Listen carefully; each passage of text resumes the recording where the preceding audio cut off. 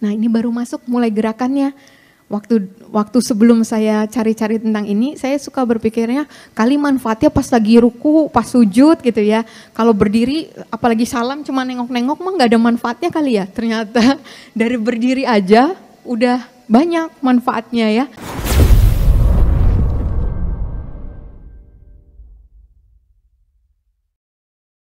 Nah ini salah satu yang saya tertarik dengan Islam itu karena Islam itu bukan hal yang terpisah dari ilmu pengetahuan gitu. Bahkan banyak sekali ilmu pengetahuan itu yang ada di dalam Al-Quran khususnya ya. Yang bahkan mungkin penelitian aja belum nyampe ke sana. Sampai mungkin dianggapnya Al-Quran kali yang salah ya. Gitu. Padahal karena justru ilmu pengetahuan yang belum sampai ya. Gimana mungkin salah, orang itu dari Allah ya. Allah yang awal yang terakhir ya, yang tahu yang akan datang juga gitu kan. Makanya kalau ada beberapa mungkin yang sempat DM saya Bunda, misalnya mengatakan ayat ini salah, ayat itu salah gitu ya. Mungkin saya sendiri pun juga masih belum bisa menjelaskan, tapi saya yakin Al-Quran pasti benar ya. Kalau terlihat aneh mungkin kitanya yang belum nyampe ke sana ya. Nah ini antara lain ya. Selanjutnya termasuk juga di dunia kedokteran kita harus bangga ya jadi muslim, karena bapak ilmu bedah modern itu muslim.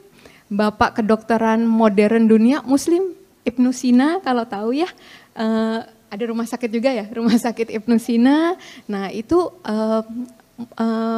muslim ya gitu ya tentang di kedokteran. Jadi bukan kalau ada dibilang Islam tuh kayak kolot gitu-gitu ya, justru Islam tuh agama ilmu sekali gitu ya. Banyak hal-hal ilmu pengetahuan itu justru berasal dibukakannya dari Islam, termasuk kita bersyukur perintah sholat ini kan diturunkan pada kita ya gitu ya, generasi umat Islam ini gitu. Perintah sholat yang sempurna gitu ya, gerakannya semua sempurna itu di zaman kita. Jadi kita orang-orang pilihan, orang-orang yang beruntung gitu. Kalau menganggap sholat itu beban, salah ya, katanya ada quotes-nya tuh, sholat itu bukan beban, justru sholat itu meringankan beban kita gitu. Jadi hal-hal itu yang akhirnya betul kata Bunda tadi, makanya ada ayat kan, jadikan sabar dan sholat penolongmu, ya tadi suruh bersyukur, syukur, sabar, ya udah sebenarnya hidup itu simple, isinya sebenarnya yaitu kalau lagi dikasih rezeki bersyukur, dikasih ujian tetap bersyukur. Nah, sisanya kalau lagi nggak sesuai keinginan harapan ya sabar, itu aja. Kayaknya hidup begitu aja. Ketika saya jalanin Islam ini, oh iya sebenarnya sederhana ya. Terus waktu kita hidup ya sholat ke sholat ya tadi. Di antara waktu sholat ke sholat itu insya Allah tadi dosa kita digugurkan, kurang enak apa gitu ya. Jadi ini yang perlu kita jaga, kita terus perbarui. Mungkin kalau bacaannya sudah, gerakannya sudah, hatinya nanti juga makin lagi gitu menghadirkan Allah. Ini hanya sebagian kecil aja, semoga bisa menambah nikmat kita saat menjalankan sholat gitu ya.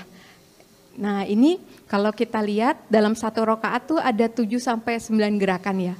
Ini sampai ada yang iseng banget ngitung ya penelitiannya. Berarti kalau dari kita wajib sholat tuh umur 10 tahun sampai umur kira-kira 50 tahun, kita melakukan gerakan sampai 1.713. Belum kalau umurnya bonus lagi bisa sampai 60-70 tahun gitu ya. Jadi Masya Allah gitu. Yang mungkin nggak semua manusia yang bahkan yang bukan dipilih jadi Islam mungkin nggak melakukan gerakan ini gitu ya dalam seumur hidupnya gitu. Ya selanjutnya. Nah ini waktu keajaiban waktu sholat itu dulu membuat saya ingin cari tahu tentang hal-hal ini gitu ya. Ini nextnya aja dulu. Kenapa? Nah ini, jadi ada dari buku The Science of Sholat ini, itu ada gambaran spektrum warna ya. Di saat jam-jam subuh, jam zuhur, asar, maghrib, isya, bahkan lagi sholat malam tahajud, itu spektrum warna di alam semesta itu beda-beda. Warnanya ganti-ganti dan itu ternyata di tubuh kita itu juga ada perbedaannya. Jadi waktu lagi subuh itu yang kayak mungkin lagi diaktifkan gitu ya, itu tiroidnya, metabolismenya, komunikasi itu bahkan rezeki. Makanya bapak-bapak Masya Allah ya udah disuruh jalan gitu subuh-subuh ke masjid gitu. Itu ozon terbaik kalau sekarang baru musim terapi ozon, sebenarnya udah dari zaman dulu Allah suruh terapi ozon gitu ya. Itu kadar ozon tertinggi itu waktu lagi subuh itu gitu. Jadi kalau bisa dimudahkan ya dapat rumah dekat masjid, itu sayang banget kalau nggak berangkat sholat ke masjid gitu ya. Bahkan kalau kita mau masuk masjid, keluar masjid itu kan ada doanya juga ya, semoga Allah berikan rahmat gitu kan, turunkan rahmat. Jadi sebenarnya benar kalau kita lakukan semuanya itu untuk ibadah, insya Allah ya orang Islam yang paling lengkap ya, sisiran ada doanya, sikat gigi ada doanya. Anak saya alhamdulillah 27 Maret kemarin Bunda ikut bersyahadat itu, dan tiga-tiganya ya setelah 3 tahun saya bersyahadat, saya nggak maksakan anak-anak masuk Islam. Alhamdulillah lewat Ramadan kemarin ya, itu mereka tertarik dengan Islam, minta bersyahadat, yang perempuan juga langsung pakai kerudung gitu ya, minta pindah sekolah segala sampai. Nah itu jadi itu mereka kaget-kaget yang ngelihat banyak ya mami doanya, ya mau keluar rumah, mau makan, mau tidur. Kaget kalau ada doa waktu menyikat gigi, ada doa waktu nyisir, doa dapat pakaian baru, ada. Nah itu jadi Masya Allah, jadi benar-benar hidup kita itu semua ibadah gitu. Sayang kalau dilewatkan dengan biasa aja tuh sayang. Minimal tadi Bismillah ya Bunda. Kalau kita belum hafal semuanya, saya bilang anak-anak daripada mereka bingung, Bismillah aja nak, setiap mau ngapa-ngapain udah selesai, Alhamdulillah gitu. Jadi semuanya karena Allah, dibalikan laginya juga buat Allah gitu, saya bilang ke mereka. Iya, lanjut ya. Nah ini antara lain tadi. Nah ini juga saya kaget juga waktu ini. Dulu yang saya mungkin yang pertemuan kemarin sempat cerita ya. Dulu saya iseng banget ngitungin waktu sholatnya orang Islam gitu. Karena ada penelitiannya sebenarnya waktu zaman COVID itu virus tuh nggak langsung masuk ke tubuh manusia. Tapi 3-4 jam itu masih ada di rongga-rongga hidung kita. Nah harusnya kalau kita rajin jaga wudhu gitu, bisa jaga wudhu nggak cuma waktu mau sholat ya, waktu batal kita wudhu lagi. Nah itu insya Allah virus itu nggak masuk ke tubuh kita gitu. Masya Allah orang Islam jaga, makanya sampai Bilal ya sahabat Nabi itu kan amalannya jaga wudhu ya. Kalau dia batal dia wudhu, dia sholat 2 rakaat setelah wudhu gitu ya. Ya Masya Allah gitu ya, ada amalan yang nggak biasa yang diamalkan sampai akhirnya sendalnya beliau belum sampai di surga udah kedengeran suaranya ya, Masya Allah ya.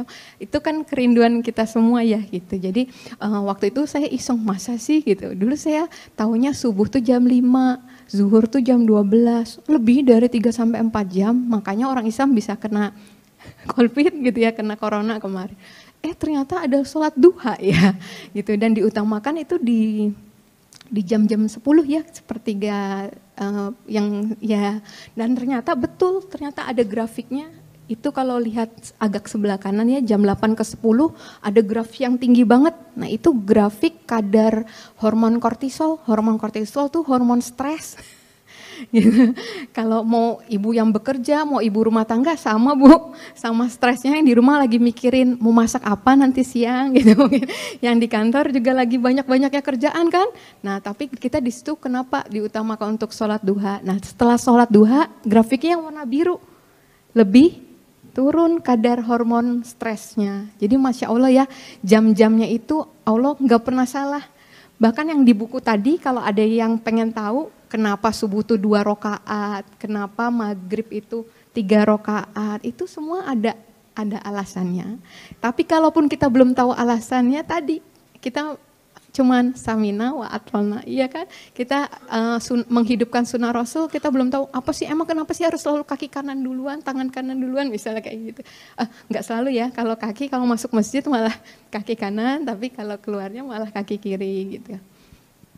Nah jadi kalau masuk kamar mandi kaki kiri, keluar kaki kanan. Nah jadi kalau dipikir-pikir emang ada ngaruhnya gitu ya. Tapi kalaupun nggak ada ngaruhnya gitu ya, modal kita cuman ya taat dulu gitu ya. Manfaat-manfaat ini bonus aja. Gitu. Nah ya selanjutnya ini belum masuk ke gerakan sholat ya. Nah dari sebelum sholatnya kan ada wudhunya. Tadi termasuk sebagian udah saya sampaikan juga. Nah waktu saat wudhu ini juga jangan disia-siakan gitu ya. Kan ada doa dulu ya, ada bismillah dulu ya sebelum wudhu. Dan sudah wudhu jangan ketinggalan juga doanya setelah wudhu. Karena itu sangat-sangat Masya Allah ya. Makanya kalau kita kenapa ya kok habis sholat tapi masih tadi padahal katanya Bunda Yeni kalau sholat kita mencegah dari perbuatan mungkar tapi kok kita masih melakukan perbuatan mungkar maksiat. Coba kita cek mungkin tadi wudhunya kita enggak berdoa gitu atau gimana setelahnya karena doa setelah wudhu tuh Masya Allah ya agar Allah bersihkan kita kan gitu. Bahkan ada hadisnya katakan setiap kita misalnya bersihkan mulut kita, kuping kita itu sambil kita berdoa, ya Allah ampunin lisanku ya Allah gitu kan, ampuni tadi mataku ngelihat yang nggak baik gitu ya, lagi bersihin kuping sambil ya Allah gugurkan dosa-dosaku. Nah itu seperti itu jadi dari sisi medisnya mungkin dari fikihnya udah pada tahu semua. Nah dari Masya Allahnya di secara medisnya pun terbukti gitu ya.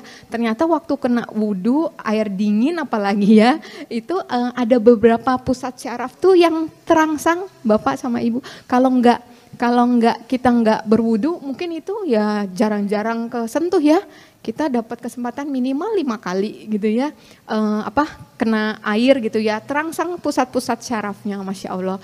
Nah ada lagi penelitian juga bilang pada anggota tubuh yang dibersihkan dengan berwudu terdapat sekitar Masya Allah nih 433 titik akupunktur. Jadi kita kayak akupunktur tiap hari Bapak sama Ibu kalau kita wudhu, kita sholat tuh Masya Allah gitu ya. Sebenarnya udah ada titik-titik akupunktur di wajah ada 84, di tangan ada 35, di kepala ada 64, di telinga ada 125, di kaki ada 125.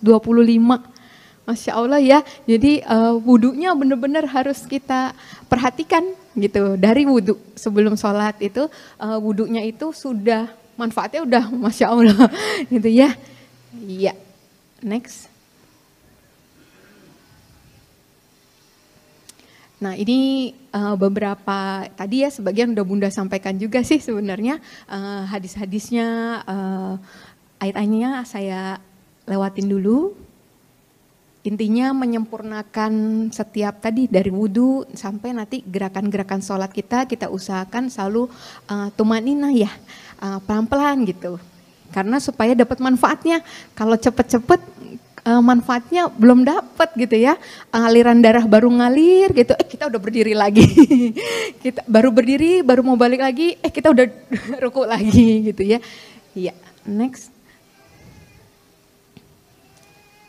Nih lanjut dulu ya.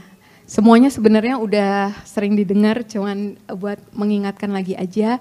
Nah tadi ini sebelum masuk ke gerakannya juga, selain manfaat-manfaat secara kesehatan fisik, sebenarnya mental juga yang paling tadi kayak Bunda bilang, langsung jadi tenang ya, langsung jadi adem gitu. Dibilang kalau misalnya kita rutin melaksanakan sholat gitu ya, dengan sepenuh hati, dengan sepenuh pikiran gitu ya, nggak lagi sholat tapi ingatnya dapur ya, udah dimatiin kompornya atau belum gitu.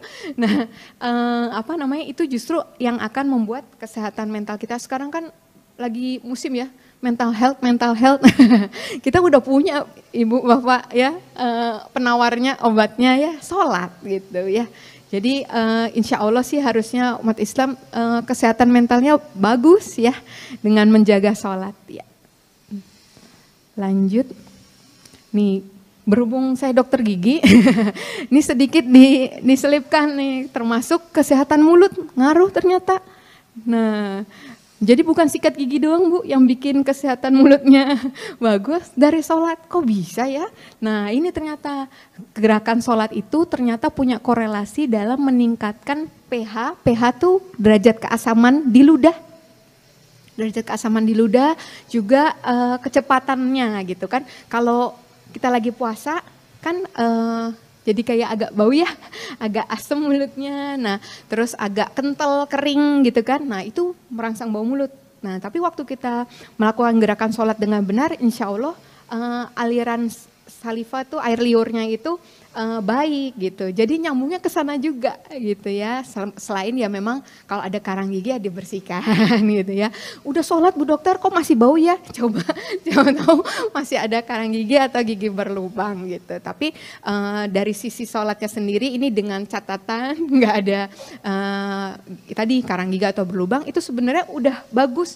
Saya dulu penelitian skripsi ya S1-nya itu tentang gambaran di mulut pasien gagal ginjal kronis. Nah itu saya harus bikinin saliva buatan, air liur buatan buat pasiennya gitu. Jadi hal yang harus kita syukurin ya, air liur banyak gitu ya, air liur ini kita harus syukurin gitu. Kalau sekarang bisa minum tanpa ditakar itu alhamdulillah, itu nikmat yang harus disyukuri. Karena orang-orang yang gagal ginjal itu ditakar, Ibu. Kalau apalagi yang udah cuci darah, itu ditakar minumnya kan nggak boleh sembarangan gitu. Nah jadi itu nikmat-nikmat yang mungkin kita suka kelewat gitu ya. Baru taunya makanya kenapa kita suka jenguk orang sakit ya, banyak keutamaannya. Hari-hari ini saya dapat kabar banyak Bu, ada usia muda saya, ada yang laki-laki tumor otak, ada yang ibu-ibu kanker rahim, usia tinggal 6 bulan lagi, ada yang anaknya 13 tahun tumor payudara,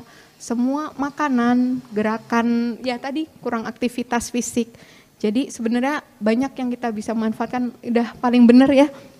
Hadis-hadis mengatakan kalau juga madu baik gitu ya, obat segalanya, terus tadi gerakan sholat, itu semua insya Allah saya makanya senang dapat tema ini Bu. Mudah-mudahan dari hal sederhana ya yang sebenarnya kita lakukan sehari-hari ada manfaatnya juga ke fisik kita, terutama mental kita juga ya, insya Allah tadi bisa meringankan hisab di akhirat ya nanti buat bekal tadi kata Bu Yeni. Iya, mungkin sebentar lagi masuk ke gerakan sholat ya. Setelah ini, oh belum, masih ada. Ini penelitiannya banyak sekali ya, termasuk ada penelitian, ada yang meneliti orang-orang yang agak gemuk-gemuk ya, tuh berat badannya 80 kg gitu ya. Dengan sholat aja ya, tanpa dia melakukan olahraga lain, itu udah sekitar 80 kalori sehari gitu. Jadi udah lumayan banget, apalagi ditambah dengan olahraga gitu ya. Jadi bisa menurunkan berat badan, bisa lebih normal. Kalau lebih berat badan lebih ideal kan insya Allah juga nggak gampang kena penyakit-penyakit ya. Ya, next. Nah ini juga yang ada sakit-sakit sendi. Ini ternyata di setiap gerakannya itu ada sendi-sendi yang ditargetkan ya, jadi target. Waktu berdiri pun ada sendi-sendi yang udah kepengaruh gitu ya. Termasuk waktu ruku, waktu sujud, sama waktu duduk. Ya, next. Nah ini Masya Allah juga ada yang neliti, kalau dulu ingat pelajaran fisika ada tentang gaya ya, gerakan. Nah itu Masya Allah kalau dihitung gitu dari kita berdiri, kemudian ruku 90 derajat gitu ya, sujud 2 kali, nah gitu, itu dihitung kan 360 derajat di jumlah. Itu sama ya dengan kita tawaf ya, yang udah ke tanah suci, tawaf kan juga 360 derajat. Jadi ternyata gerakan sholat itu juga, makanya kan waktu tawaf itu ya juga, kalau di sana sholat sunnahnya ganti aja, banyakin tawaf kan mumpung lagi di sana. Nah itu ternyata memang gerakannya sama-sama 360 derajat gitu ya waktu kita sholat. Ya, next.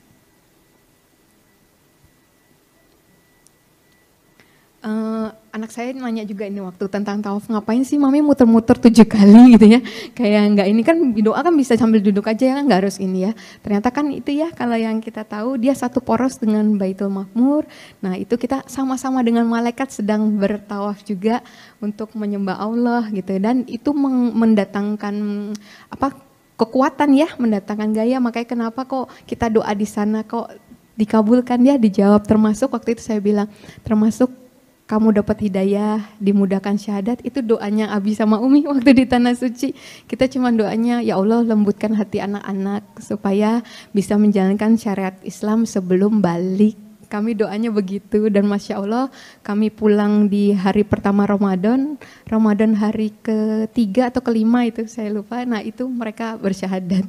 Gitu. Jadi waktu itu kami habis menikah tuh umroh Bunda. Di sana doanya hanya itu, dan alhamdulillah waktu pulang itu anak-anak syahadat. Itu kenapa tawaf itu bukan sekedar muter-muter doang. Nah, waktu itu saya bilang gitu. Terkait yang gaya tadi ya. Jadi gaya itu kan mendatangkan force itu kekuatan untuk ya tadi salah satunya pengabulan doa. Nah ini juga kenapa ya, kan matanya nggak boleh kemana-mana, dibilang matanya ke arah tempat sujud. Nah itu ternyata ngaruh juga buat kesehatan mata kita gitu, mempengaruhi itu koordinasi sistem saraf sensorik dan motorik halus, bermanfaat bagi batang otak dan otak kecil, ke otak, ke mata.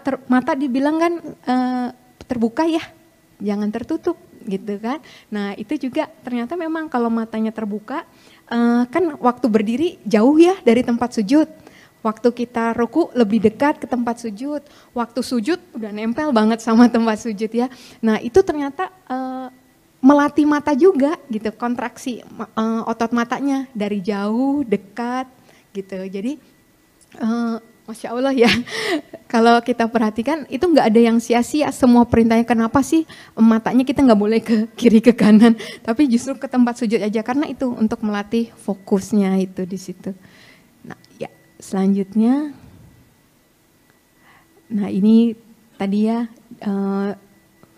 sholat obat semuanya, bahkan sakit perut aja disuruh sholat ya. Dari Abu Hurairah ya radhiyallahu anhu, Nabi Shallallahu Alaihi Wasallam keluar ketika matahari sedang terik, lalu aku datang dan sholat. Setelah itu aku duduk dan menoleh ke arah Nabi Shallallahu Alaihi Wasallam. Beliau pun bersabda, apakah kamu sakit perut?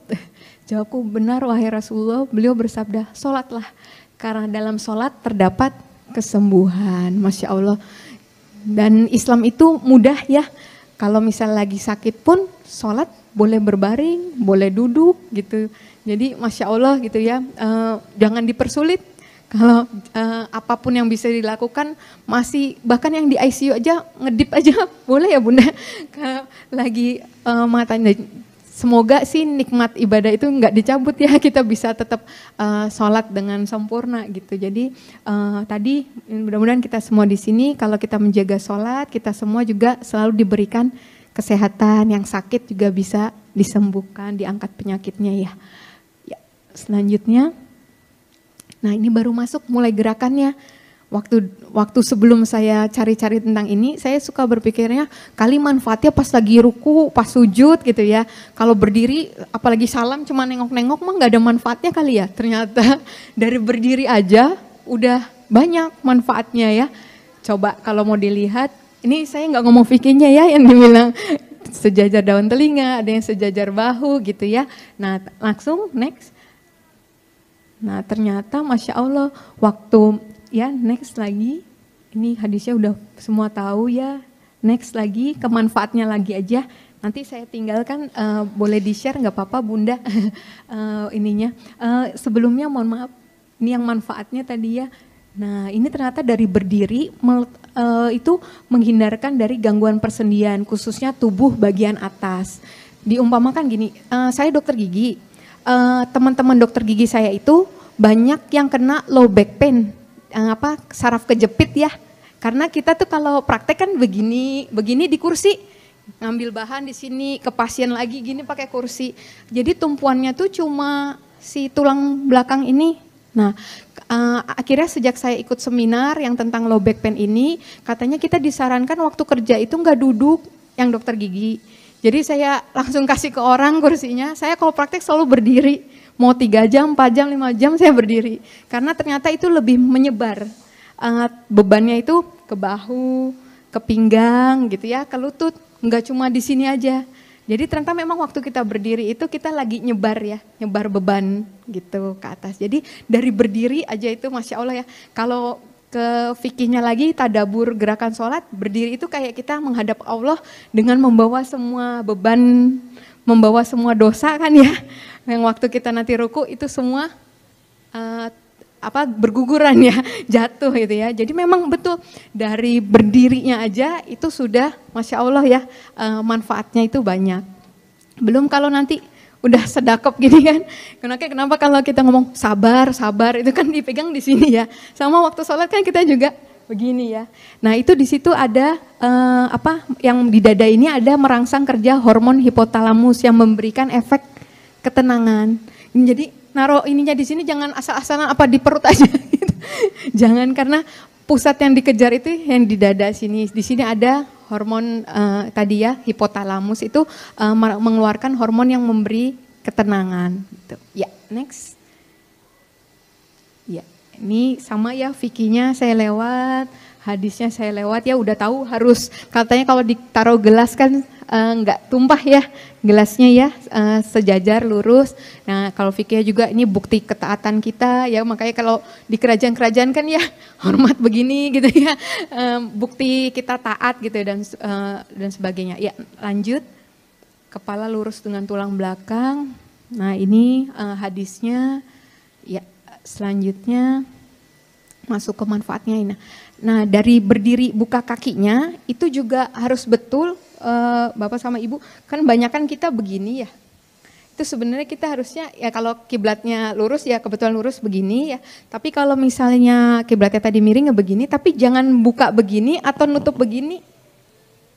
Harus lurus, soalnya di sini di belakang sini ada namanya tadi musculus hamstring, itu otot hamstring di paha belakang. Itu kita lagi ditarik. Makanya kalau pas lagi dari berdiri udah bener, nanti pas rukunya pasti bener bisa lurus banget. Tapi kalau kita begini atau ke dalam, biasanya kan rukunya nggak bisa sempurna banget. Jadi dari berdirinya itu udah ngaruh ke gerakan selanjutnya. Nah tadi peregangan otot hamstring. Kalau atlet-atlet itu harus dilatih banget karena sering cedera hamstring. Kalau saya suka lari juga kan sama suami itu, kalau nggak pemanasan di hamstringnya itu pas habis lari bisa sakit, bisa cedera. Apalagi kalau yang trail run ya, yang lintas alam, yang naik-naik gunung, itu hamstringnya harus terlatih. Nah dengan berat badan bergeser ke depan sehingga terjadi relaksasi atau peregangan ruas tulang belakang.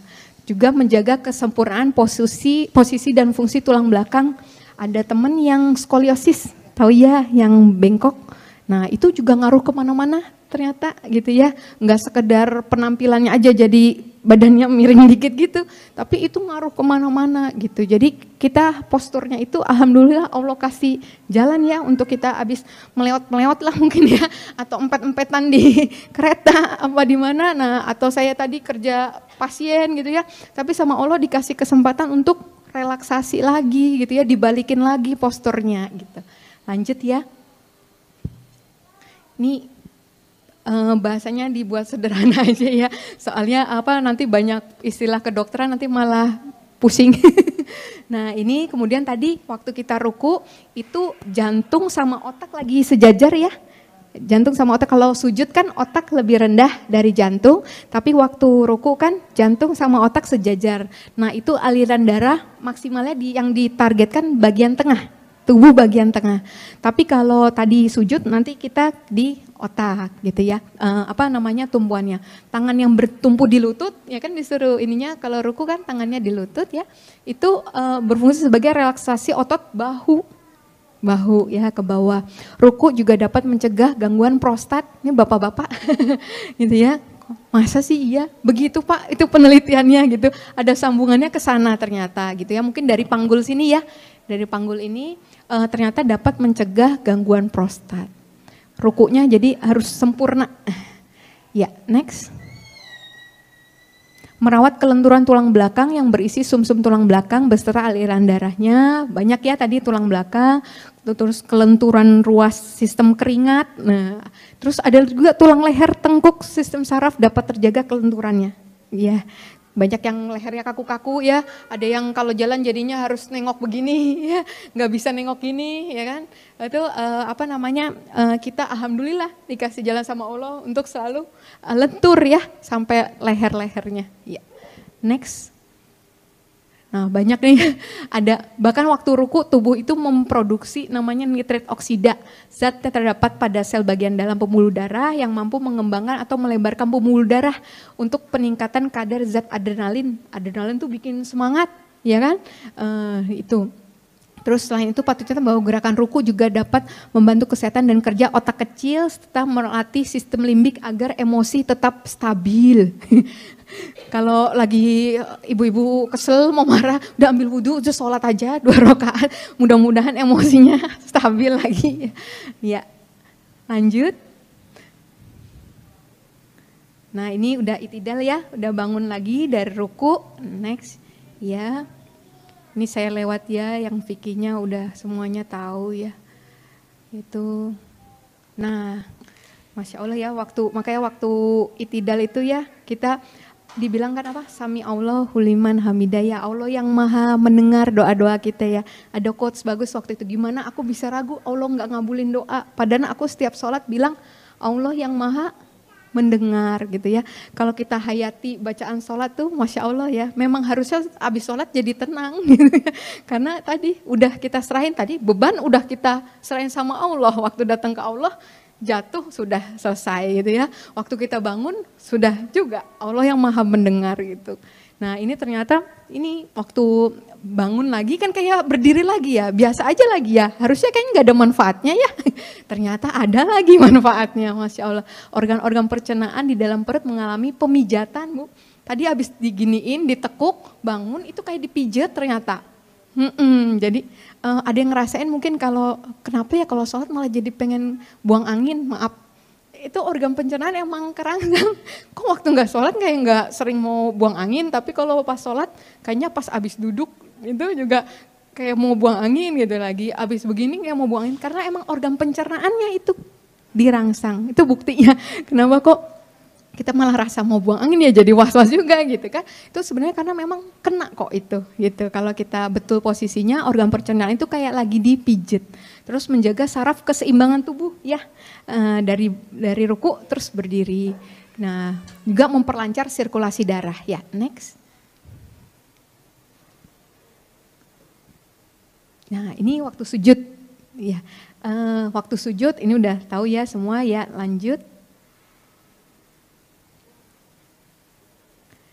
Nah ini ada 7 anggota dibilang ya, terus sempat dibilang juga kalau bisa sajadahnya ibu-ibu jangan yang empuk banget gitu ya, justru harus yang sedikit menekan ini dahi kita, karena di sini ada 3 titik yang sebenarnya lagi terangsang waktu kita sujud. Kalau yang empuk emang enak ya, mahal juga kayaknya harga sajadah yang tebal itu. Tapi sebenarnya yang perlu itu kita justru yang agak menekan sedikit ke sini ya. Ada 3 titik di sini yang dirangsang. Ya, lanjut. Nah ini ternyata fungsinya untuk memompa getah bening ke leher dan ketiak. Itu getah bening ada yang di situ, kemudian posisi jantung di atas otak. Tadi kalau ruku jantung sejajar dengan otak, kalau sekarang jantung di atasnya otak. Nah itu menyebabkan daerah yang kayak oksigen bisa ngalir secara maksimal ke otak. Nah kita sebagai umat Islam bersyukur itu ada kesempatan aliran darah itu langsung ke otak saat lagi sujud ya. Kalau nggak pernah sujud yang ada bagian yang walaupun ya semua darah itu pasti ngalir ke otak kan. Waktu berdiri juga darah bisa ngalir ke otak. Cuma ada bagian-bagian tertentu di otak yang nggak teraliri kalau kita nggak sujud. Gitu. Ibu-ibu yang udah melahirkan waktu hamil kita disuruh banyak sujud juga ya posisinya kan ya. Itu memang banyak manfaatnya ya. Lanjut. Nah, iya, meningkatkan daya tahan pembuluh darah di otak agar tidak mudah terserang stroke. Iya, kalau stroke itu kan penyumbatan, gampang misalnya robek atau apa dan sebagainya. Nah ini untuk melatih itu, otak mendapatkan pasokan darah yang kayak oksigen, memacu kerja sel sehingga meningkatkan kecerdasan anak-anak ya, dilatih untuk apa menjaga sholat dan sebagainya. Menghindarkan seorang dari gangguan wasir, loh. Wasir aja juga obatnya sholat loh. Ternyata ngaruh ya. Ya, lanjut.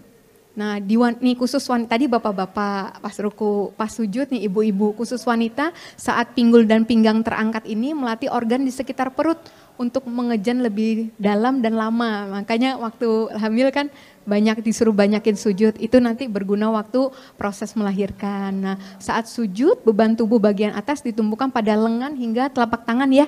Saat inilah kontraksi terjadi pada otot dada. Nah, ibu-ibu juga ini mohon maaf ya, payudara juga, makanya gerakan untuk mengencangkan, mohon maaf ya, payudara itu kan ada kayak push up. Nah, kenapa juga waktu sujud kan tangan kita dibilang gini. Ada yang pernah bilang kalau perempuan begini gitu ya, tapi enggak, sebenarnya laki sama perempuan sama, yang supaya bisa dilewatin. Kalau dulu anak kambing, kalau sekarang mungkin kucing gitu ya. Bisa. Jadi agak kebuka juga gitu. Karena kalau ketutup gini malah sesak nanti. Nafasnya enggak ini, dan itu menguatkan otot dada ya, yang payudara gitu. Makanya banyak gerakan mengencangkan itu ya, mirip sebenarnya waktu kita sujud itu gitu ya. Lanjut. Nah, next ya. Nah, ini juga yang punya sakit lambung, mohon maaf yang sebelumnya sedikit lagi. Nah ini berhubungan dengan lambung, usus, rematik, ginjal, tulang belakang. Waktu sujud pokoknya banyak banget manfaatnya ya, karena semua aliran darah, mengurangi terjadinya penumpukan feses. Feses tuh kotoran ya, kalau kita BAB yang tidak wajar di dalam usus. Kalau ada sekarang banyak kanker usus segala macam, nah itu kotorannya nggak bisa kebuang dengan sempurna ya. Nah ini bisa dirangsang tuh menyebabkan organ ginjal tertekan dan berbagai gangguan. Tadi kotoran itu bisa menekan ginjal ya, jadi malah ada gangguan ginjal. Nah, ya. Selanjutnya sedikit lagi ya Bapak Ibu. Sudah duduk nih, udah duduk. Nah di sini duduk, Masya Allah ya. Kenapa kok kita habis sujud itu duduk ya, disuruh Allah gerakan sholatnya itu duduk gitu. Dan ternyata itu ada di dalam fikihnya, ada artinya, di dalam kesehatan juga ada artinya gitu ya. Kita didudukkan dulu sama Allah, bukankah lebih ringan waktu kita duduk gitu ya, habis bersujud kita menceritakan semuanya ya, menumpahkan semua doa, menaikkan doa-doa kita. Allah suruh kita duduk dulu gitu ya, nggak langsung bangun. Terus juga kita bersujud lagi. Nah di duduk ini juga saya nggak tahu di sini ngalamin juga nggak teman-teman yang mualaf. Saya dulu ngelihat orang sholat di masjid duduk iftiros gitu, saya lihat kok orang gampang banget duduk, saya sakit. Saya waktu awal tuh kaku gitu ya kakinya, terus bisanya yang nggak gitu, yang dua-duanya dilipat, nggak bisa yang satunya terhampar, yang satunya ketekuk dikit tuh saya nggak bisa gitu. Dan ternyata itu seperti kita refleksi, kayak akupunktur juga ternyata kalau gerakannya betul itu ngaruh ke sampai organ reproduksi gitu. Jadi ya tadi ya mungkin selanjutnya aja langsung. Nah, itu saya dulu susah itu untuk sampai bisa dengan mungkin ada berapa bulan itu untuk membiasakan sampai akhirnya nggak sakit ya. Waktu awal-awal sakit gitu waktu dipaksakan untuk posisi duduk iftiras itu. Nah, menghindarkan nyeri pada pangkal paha yang sering menyebabkan tidak mampu berjalan, menjaga kelenturan saraf di bagian paha dalam, cekungan lutut, cekungan betis sampai jari-jari kaki. Makanya kan kakinya agak jari-jari yang kaki kanan kan ditekuk ya, ngadep kiblat juga. Itu jangan dilewatkan, jangan asal-asal aja karena itu ngaruh semuanya. Kenapa harus ditekuk begitu? Karena manfaatnya itu dapatnya waktu kayak gitu. Kenapa harus ada kaki kiri yang terhampar didudukin sama bokong kita? Nah itu juga, itu ada kayak refleksinya tadi ya, akupunkturnya tadi. Memperkuat jantung, sirkulasi darah. Masya Allah ya, duduk aja ternyata ngaruh ke sana. Ya lanjut. Nih, ini yang duduk tasyahud akhir ya. Ya lanjut.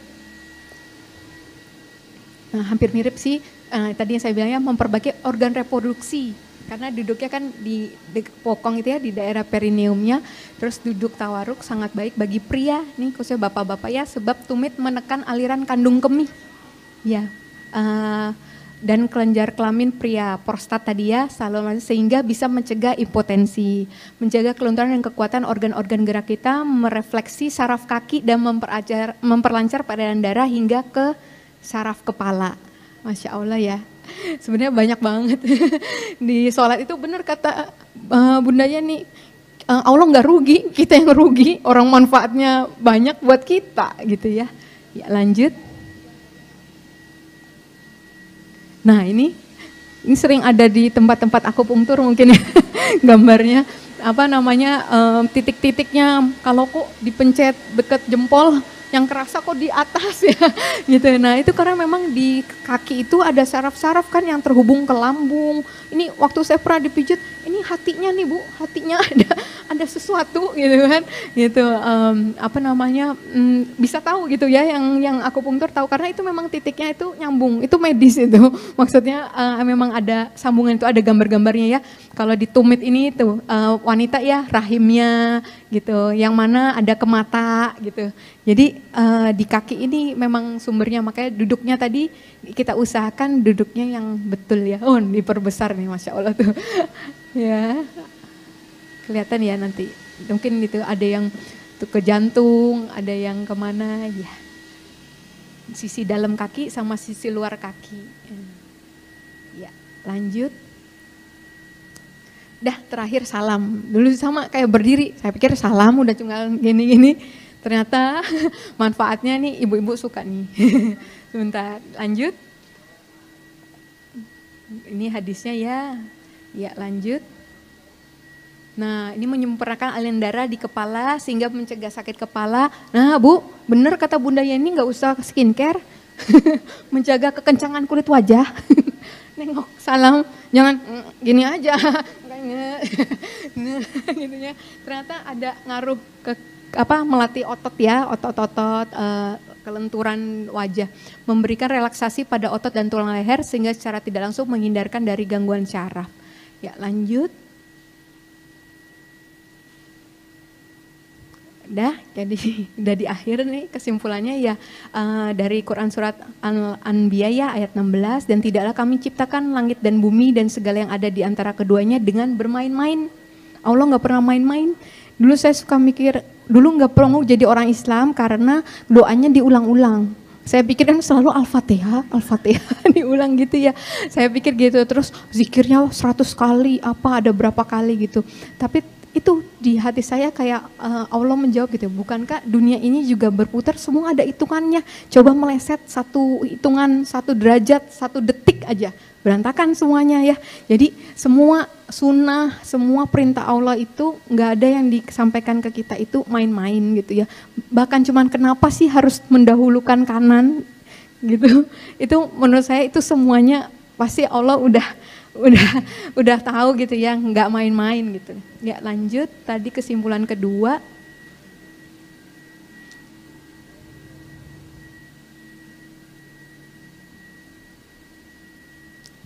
Sebelum ini dikit, 1 slide lagi sebelum ini. Ya, ya yang habis ini, yang kesimpulan. Sholat kesatuan tubuh ya, menyempurnakan gerakan, menghadirkan hati dan jiwa, mengkusyukkan pikiran. Jadi ibadah lengkap ya, di raga, di badan, sama di jiwa, di mental, semuanya ya, itu lengkap banget, itu ada di dalam sholat. Terus syarat mendapatkan bonus tadi, semua manfaatnya gitu.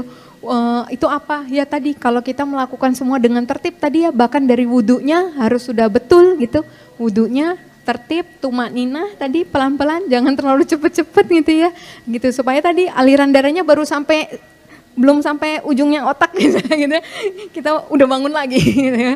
Padahal tadi baru mau nyampe tempat yang dituju. Nah, harus istiqomah, continue, terus-terusan seperti itu, nggak bisa sehari begitu, besoknya nggak gitu ya. Terus harus khusyuk gitu ya, insya Allah niat kita tadi ya sudah selesai ya, wallahu a'lam bishawab. Mohon maaf lahir batin kalau ada yang salah, kekurangan, mohon dimaafkan. Sama-sama lagi belajar ya Bunda.